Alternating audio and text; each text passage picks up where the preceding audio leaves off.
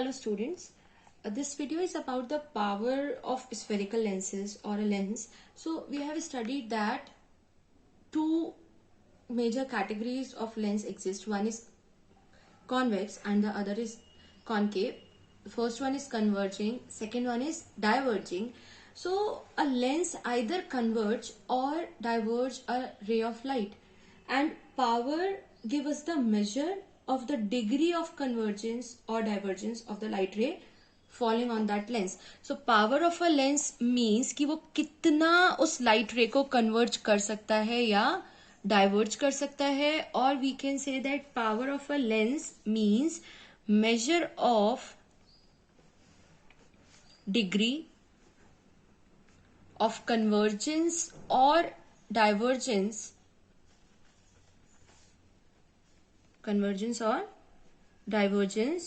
of light rays that are falling on that lens जिसका हम power निकाल रहे हैं. So for power we can also say that it is the ability of a lens to converge or diverge a light ray falling on it, and it depends on the focal length of a lens. Actually, the power of a lens is inversely proportional to the focal length of a lens and is given as the reciprocal of focal length in meters. This should be in meters, okay? If we measure the focal length in meters and reciprocate it, we can get power. Its unit is meter inverse, or we can call it as diopter. It is denoted by capital D and written as DIOPTRE, right? So the unit of power is diopter or meter inverse, and it is calculated by taking the reciprocal of focal length, while that focal length should be in meters. That's how we can define power of a lens.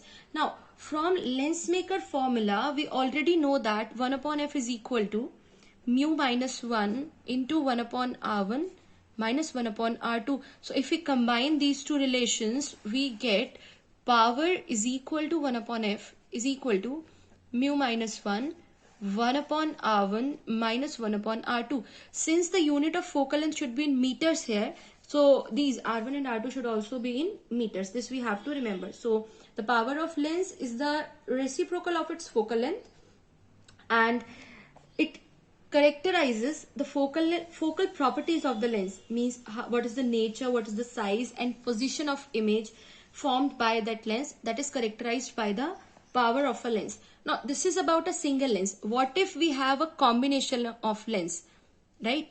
If we have a combination of lenses, thin lenses, then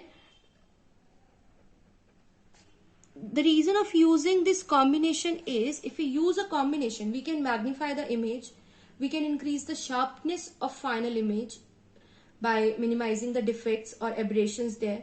We can also erect the final image, as well as we can increase the field of view. So first of all, the reason of using this combination of thin lenses is we can magnify an image.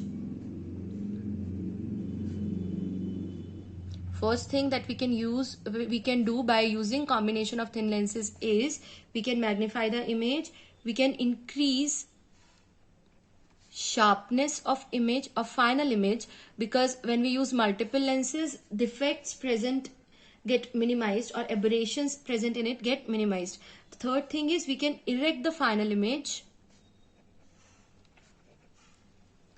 and along with this we can also increase the field of view.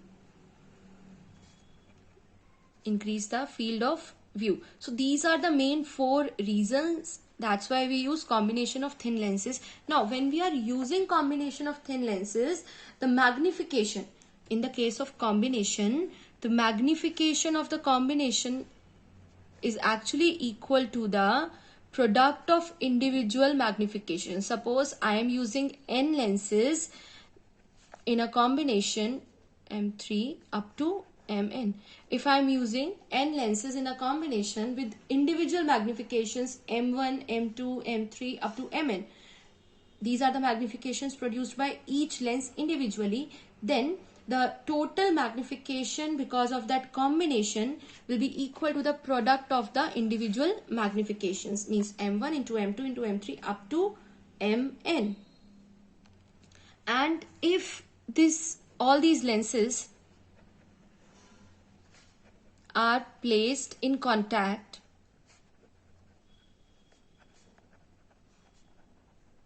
if all these lenses are placed in contact, in that case the equivalent power, or first I am talking about equivalent focal length,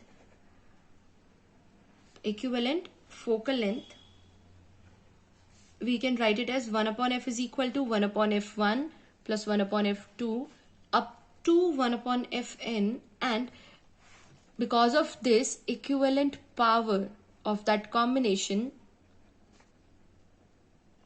will be equal to P is equal to P1 plus P2 up to Pn. This is when the lenses are placed in contact, means like this, there is no distance between the